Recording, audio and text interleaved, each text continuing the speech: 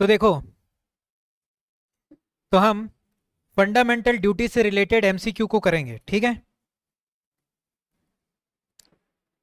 किससे related MCQ को करेंगे? फंडामेंटल ड्यूटीज, ठीक।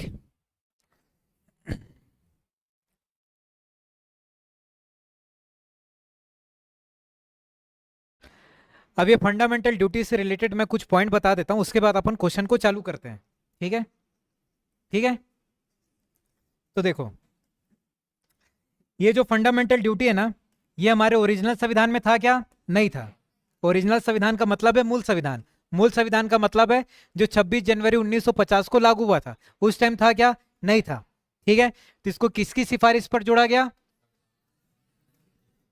तो किसकी सिफारिश पर जोड़ा गया? सरदार स्वर्ण सिंह। ठीक है, सरदार स्वर्ण सिंह के सिफारिश पर जोड़ा गया। ठीक, अब इसको जोड़ने के लिए अलग से एक भाग बनाया गया। ठीक है, क्या बनाया गया? अलग से एक भाग। ठीक है, और भाग क्या था? भाग 4A। ठीक है, अब इसको अलग से एक आर्टिकल में जोड़ा गया। तो वो आर्टिकल क्या था? अनुच्छेद क्या था? अनुच्छेद था 51A। अनुच्छेद 51A में जोड़ा गया। ठीक है, अब देखो, अब किसी भी आर्टिकल या किसी भी भाग के आगे अगर कैपिटल ए आता है, इसका मतलब यह है इसको बाद में जोड़ा गया। और मैं पहले ही बताया था ये ओरिजिनल संविधान में तो था नहीं, इसको बाद में हमने जोड़ा। ठीक है, जब बाद में हमने जोड़ा तो देखो, तो ऐसा पूछा जाता है मूल संविधान में कितने फंडामेंटल ड्यूटी थे? तो कितने थे? 0। फिर पूछा जाता है कि इसको कब ऐड किया गया था? तो 42वां संविधान संशोधन 1976। कितने पॉइंट को हमने जोड़ा? 10 पॉइंट को। ठीक है, हमने कितने पॉइंट जोड़े इसमें? 10 पॉइंट। फिर इसमें एक और पॉइंट जोड़ते हैं, उसके लिए फिर से संविधान संशोधन करते हैं 86 नंबर का, और इसको कब करते हैं? 2002 में। और इसमें कितने पॉइंट जोड़े? 1 पॉइंट जोड़ा। ठीक है, कितना पॉइंट जोड़े? 1। उसके बाद अगर आपको पूछा जाएगा अभी वर्तमान में, वर्तमान मतलब 2025 में कितने पॉइंट है फंडामेंटल ड्यूटी में, तो कितने? 11। 11 पॉइंट है। ठीक है,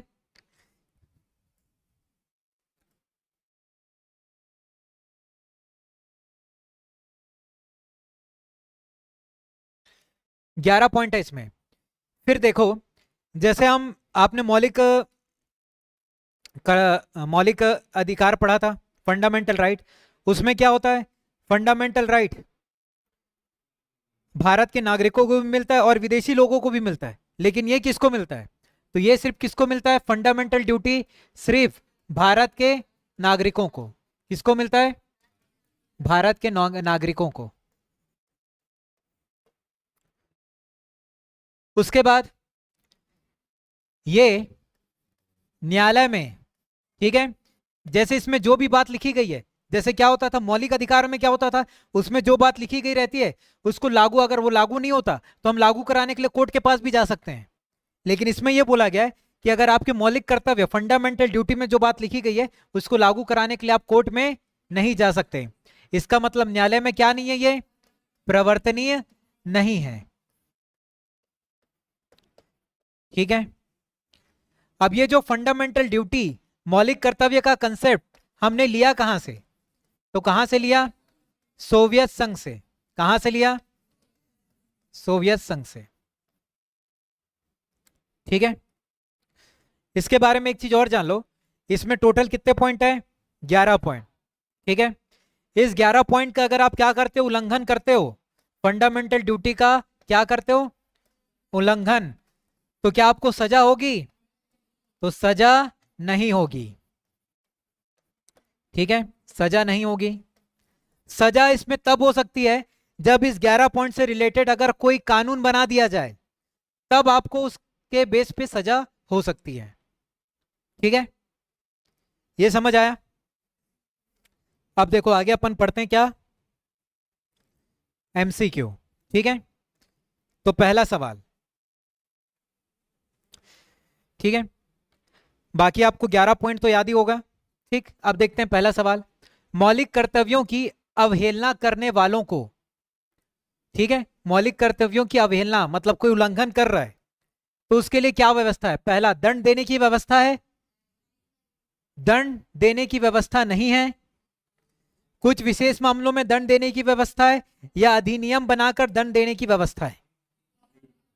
ऑप्शन बी, मैंने क्या बोला, अगर आप मौलिक कर्तव्यों का उल्लंघन करते हो तब आपको कोई भी सजा नहीं होगी, ठीक है, तो दंड देने की व्यवस्था है क्या? नहीं है, ठीक है। संविधान में उल्लेखित मौलिक कर्तव्य किसके लिए है? किसके लिए? सभी व्यक्तियों के लिए, सभी नागरिकों के लिए, केवल गैर नागरिकों के लिए, केवल केंद्रीय व राज्य के कर्मचारियों के लिए? बताओ। सभी नागरिकों के लिए, ठीक है, इंडियन, जो इंडियन सिटीजन है उसी के लिए है, ठीक है। उसके बाद भारतीय संविधान में 11वां मौलिक कर्तव्य किस वर्ष जोड़ा गया था? ठीक है, 11वां कब जोड़ा गया? 2002। पहले 10 पॉइंट था, 11वें नंबर का कब जोड़े? 2002 में, ठीक है। 2002 में बताओ कौन सा संशोधन किया गया था? कौन सा? 86। और कौन सा पॉइंट जोड़े अपन? 11वां। और 11वां पॉइंट में बोला क्या गया था? 6 से 14 वर्ष की उम्र के बच्चों को क्या देना है? शिक्षा। फिर निम्नलिखित में कौन सा मौलिक, ठीक है, कौन सा मौलिक कर्तव्य नहीं है? बताओ कौन सा मौलिक कर्तव्य नहीं है? पहला, राष्ट्रीय महत्व की स्मारकों और स्थानों की रक्षा करना, प्राकृतिक वातावरण की रक्षा एवं संवर्धन करना, सामाजिक संपत्ति की सुरक्षा करना, राष्ट्रगान का सम्मान करना। बताओ। सी। तो देखो इसका आंसर है ऑप्शन ए, राष्ट्रीय महत्व के स्मारकों और स्थानों की रक्षा करना, ठीक है। ये किस में आता है? ये मौलिक कर्तव्य में नहीं आता, ये आता है डीपीएसपी में आता है। और डीपीएसपी के कौन से आर्टिकल में आता है? ये आर्टिकल 49 में आता है ये, ठीक है। अब ये मेरे को बताओ, टोटल 11 पॉइंट है मौलिक कर्तव्य में, अब ये तीनों कौन कौन से नंबर पे आते हैं? ये वाला तो पहले नंबर पे आता है ना, ये पहले नंबर पे आता है। पहले नंबर पे क्या है? मौलिक कर्तव्य का पहला पॉइंट, संविधान का पालन करे, राष्ट्रगान और राष्ट्रध्वज का सम्मान करे, तो पहला पॉइंट है ना, राष्ट्रगान का सम्मान करे।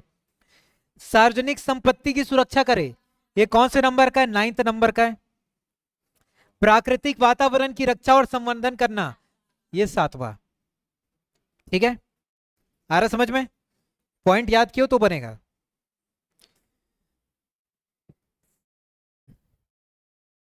आगे बढ़े। फिर निम्नलिखित में से भारत के मौलिक कर्तव्य कौन सा है? बताओ कौन सा है? न्यायपालिका में कार्यपालिका का पृथक्करण नहीं है ना। हमारी मिलीजुली संस्कृति की समृद्ध विरासत को संरक्षित करना व महत्व प्रदान करना, यह हो सकता है ना। फिर भी दूसरा ऑप्शन देख लेते हैं, बच्चों के लिए मुफ्त व अनिवार्य शिक्षा, छुआछूत की परंपरा को समाप्त करना, नहीं। आ रहा समझ में?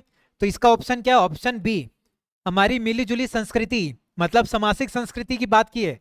मौलिक कर्तव्यों में कौन से नंबर का पॉइंट है? ये 6वें नंबर का पॉइंट है, ठीक है। ये तो डीपीएसपी में है ना, न्यायपालिका में कार्यपालिका का पृथक्करण, आर्टिकल 50। और ये दोनों तो फंडामेंटल राइट में आ जाते हैं, है कि नहीं? समझ गए बात? निम्नलिखित में कौन सा एक मौलिक कर्तव्य नहीं है? चलो बताओ। संविधान का पालन करना है। और कौन से नंबर का पॉइंट है? ये फर्स्ट नंबर का पॉइंट है। टोटल 11 पॉइंट में फर्स्ट नंबर का पॉइंट है। देश की एकता और अखंडता की रक्षा करे, है कौन से नंबर का? ये तीसरे नंबर का पॉइंट है। धर्म निरपेक्षता का पालन करना, ये नहीं है, तो आपका आंसर होगा ये, ठीक है। अभी अब तक हमने जितने भी मौलिक कर्तव्य पढ़े, जितने भी 11 पॉइंट पढ़े, उसमें धर्म निरपेक्ष वाला बात आया था क्या? नहीं, तो ये वाला मौलिक कर्तव्य नहीं है। सार्वजनिक संपत्ति को सुरक्षित रखना, ये कौन से नंबर का पॉइंट है? बताओ। 9वां। ठीक है, साथ में पॉइंट का नंबर लिखते जा रहा हूं तो क्लियर होते जा रहा है कौन कौन से नंबर का है, कौन से नंबर का कौन सा पॉइंट है, ये भी याद रखना। ठीक है,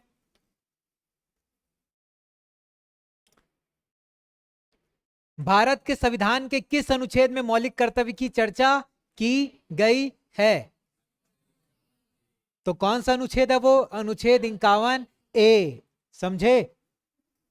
ठीक है, उसके बाद भारत के संविधान का कौन सा भाग मौलिक कर्तव्य को दर्शाता है? कौन सा भाग दर्शाता है बताओ? तो भाग 4A। ठीक है, भाग 4A। क्लियर? 1976 में 42वां संशोधन द्वारा संविधान में नागरिकों के लिए कितने मौलिक कर्तव्य निश्चित किए गए थे? कितने किए गए थे? 42वें वाले में कितने किए गए? 10। ठीक है, अभी भले टोटल 11 है, लेकिन 42वें वाले में कितने पॉइंट को जोड़ा गया था? 10। ठीक है, फिर लिखा 42वें संविधान संशोधन के 10 आचार आदर्शों को किस नाम से जाना जाता है? मौलिक अधिकार, नीति निर्देशक, पंचायती राज, तो क्या? मौलिक कर्तव्य। ठीक है, ठीक है, समझ आ रहा है?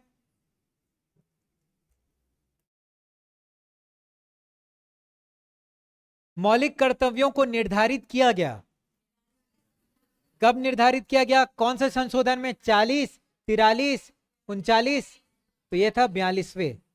ठीक है, मौलिक कर्तव्यों से सिर्फ 2 ही संशोधन जुड़ा, एक 42वें नंबर का और एक 86 नंबर का। ठीक है, उसके अलावा और किसी संशोधन में टिक मत मार देना। निम्नलिखित में से किस समिति ने मौलिक कर्तव्यों को शामिल करने की अनुशंसा की थी? ठीक है, कौन सी समिति ने? अनुशंसा मतलब होता है सिफारिश। कौन सी समिति ने सिफारिश की थी? तारापुर, राधाकृष्ण, बलवंत राय, स्वर्ण समिति। तो यह है स्वर्ण सिंह समिति। ठीक है, ये बलवंत वाले तो पंचायती राज में पढ़ते अपन। फिर क्वेश्चन नंबर 13, भारतीय संविधान में मूल कर्तव्यों को शामिल करने का विचार किस देश के संविधान से लिया गया है? कहां से लिया गया है? सोवियत संघ। ठीक है, आ रहा समझ में? कहां से लिए अपन? सोवियत संघ से। ठीक है, तो ऑप्शन डी।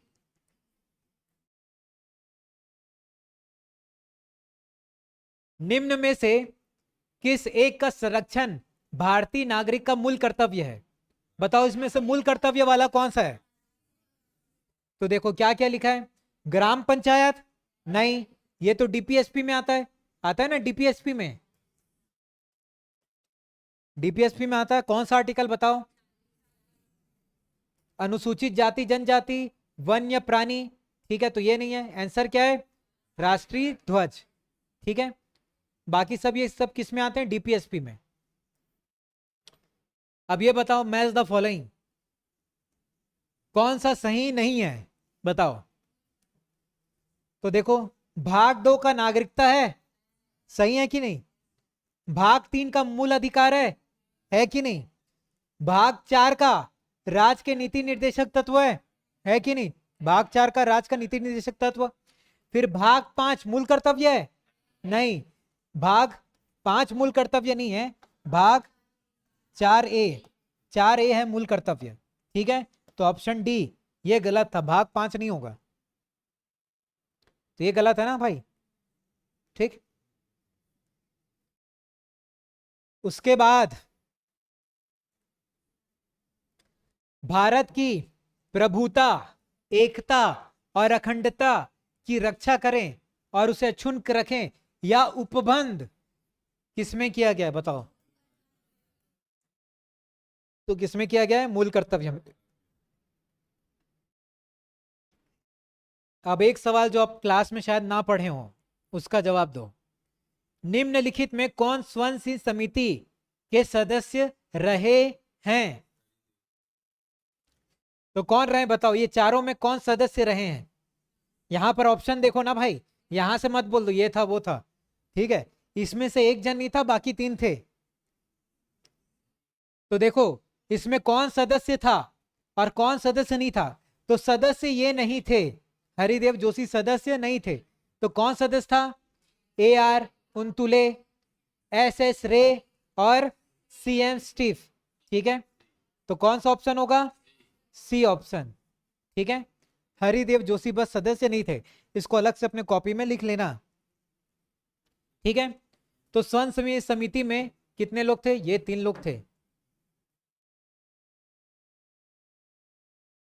भारत के किस प्रधानमंत्री के नेतृत्व में भारत के संविधान में मौलिक कर्तव्यों को जोड़ा गया था? बताओ, जब मौलिक कर्तव्यों को जोड़ा जा रहा था तब थे कौन प्रधानमंत्री? क्या नरेंद्र सिंह मोदी? इंदिरा गांधी है ना? ठीक है, नरेंद्र मोदी बोलते रहे आप। ठीक है, उसके बाद 86 संविधान संशोधन अधिनियम 2002 के माध्यम से निम्नलिखित में किस एक को मूल कर्तव्य के रूप में सम्मिलित किया गया? तो बताओ कौन सा? 6 से 14 वर्ष के बीच अपने बच्चों को शिक्षा के अवसर प्रदान करना। ठीक है, तो इसको जोड़ा गया था। भारत के संविधान में भारत के नागरिकों को मूल कर्तव्य के रूप में निम्नलिखित में किसकी गणना नहीं की गई है? मूल कर्तव्य के रूप में किसकी गणना नहीं की गई है? बताओ। सार्वजनिक संपत्ति का संरक्षण करना यह मूल कर्तव्य है? नहीं बोलती है। ठीक है, कौन से नंबर का है? प्राकृतिक पर्यावरण का रक्षण और संवर्धन करना है कि नहीं? मूल कर्तव्य है। कौन से नंबर का है? 7।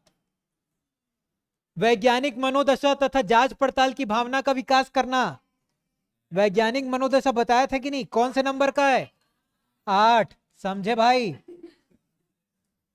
फिर डी ऑप्शन, अंतरराष्ट्रीय शांति और सुरक्षा को बढ़ावा देना। यह क्या मौलिक कर्तव्य है? नहीं है। अगर ये मौलिक कर्तव्य नहीं है तो क्या है ये? डीपीएसपी। और कौन से नंबर का आर्टिकल? 51।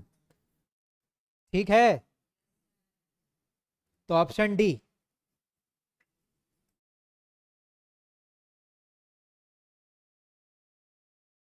भारत के संविधान के अनुसार भारतीय नागरिकों के मूल कर्तव्य निम्नलिखित में से क्या है? तो ये लिखा है राष्ट्रीय, लिखा है ना, ये राष्ट्रीय गान, ध्वज आदि का सम्मान करना है ये मूल कर्तव्य? है ये मूल कर्तव्य? तो हाँ भाई ये है। ठीक है, ये मूल कर्तव्य है। वैज्ञानिक प्रवृत्ति का विकास, ये भी है, ये भी है 8वें नंबर का, ये है पहले नंबर का। राष्ट्रीय एवं सांस्कृतिक विरासत का संरक्षण एवं परीक्षण, ये सांस्कृतिक सामाजिक संस्कृति 6वें नंबर का। तो मतलब डी आंसर होगा, सारे मौलिक कर्तव्य हैं। फिर आर्टिकल 51, आर्टिकल 51 का मौलिक कर्तव्य की व्याख्या करता है। फिलहाल कितने मौलिक कर्तव्य का उल्लेख है? कितने? 10, 12, 11। ठीक है, और टाइम क्या हो रहा है अभी? तो 11 मौलिक कर्तव्य हैं। ठीक है, फिर बताओ किस वर्ष संविधान में मूल कर्तव्यों को अंतः स्थापित किया गया? कब किया गया? 1976 में। ठीक है, तो हम सारे पॉइंट्स को भी याद करते गए। ठीक है, तो एक बार जितने भी पॉइंट है उसके कीवर्ड अपन देख लेते हैं। ठीक है, जिसको याद नहीं होगा वो देख लेना। तो पहले पॉइंट में क्या बोला? संविधान का पालन करें, संविधान का पालन, और राष्ट्रीय ध्वज मतलब नेशनल फ्लैग और नेशनल एंथम, इसका क्या करना है? आदर करना है। ठीक है, सेकंड वाले पॉइंट में क्या बोला था? सेकंड वाले पॉइंट में, पॉइंट तो बहुत बड़ा है लेकिन उसका कीवर्ड याद रखना। ठीक है, उसमें बोला राष्ट्रीय आंदोलन। ठीक है, नेशनल मूवमेंट, देश को आजाद कराने के लिए बहुत सारे आंदोलन किए गए, उसको अपने हृदय में क्या करके रखना है? संजो के रखना है, भूलना नहीं है कभी। ठीक है, हमेशा इसको दिल पे रखना है। तीसरा वाला पॉइंट क्या बोला? संप्रभुता, एकता और अखंडता, ये तीसरे पॉइंट में बात किया। ठीक है। चौथा पॉइंट, देश की सेवा करें, और जब भी आपको बुलाया जाएगा, आह्वान किया जाएगा आपका, तब आपको आना है देश की मदद करने के लिए। ठीक है। पांचवा पॉइंट, भाईचारे के बारे में बात किया है। अलग अलग जाति, धर्म, अलग अलग भाषा बोलने वाले लोग हैं, सबके बीच में क्या होना चाहिए? भाईचारा। इसमें और क्या बोला? स्त्रियों के लिए ऐसी प्रथा जो चली आ रही है, जो स्त्रियों के विरुद्ध हो, उस प्रथा का क्या कर दो? त्याग कर दो। ठीक है। छठवा, सामासिक संस्कृति, कंपोजिट कल्चर। तो छठवा पॉइंट किसके बारे में बात करता है? सामासिक संस्कृति के बारे में, ऐसी संस्कृति जो हमारे देश को जोड़ के रखती है।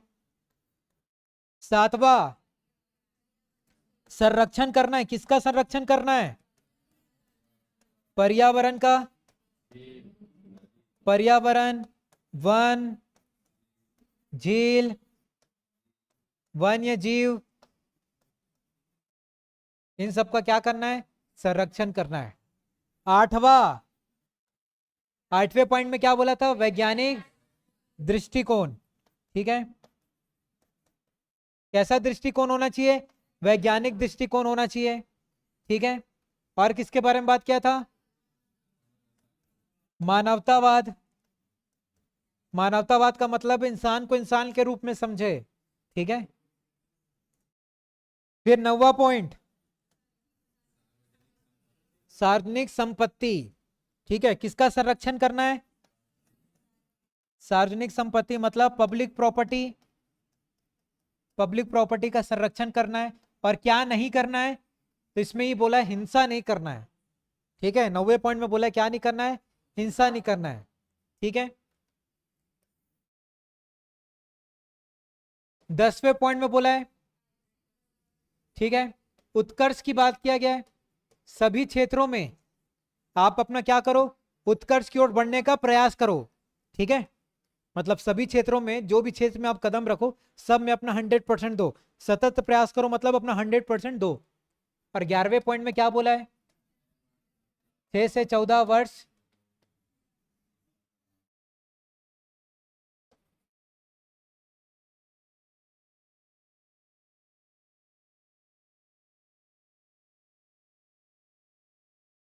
छह से 14 वर्ष के जो भी बच्चे हैं उनको क्या देना है? शिक्षा। ठीक है। इसके बारे में बात किया गया है। जो 6 से 14 वर्ष की आयु के बच्चे हैं, उनके माता पिता का एक कर्तव्य बनता है कि उनको शिक्षा दिलाएं। ठीक है। तो ये 11 पॉइंट एकदम शॉर्ट में है। ठीक। तो उम्मीद करता हूं आपको सबको समझ आया होगा। ठीक है। धन्यवाद।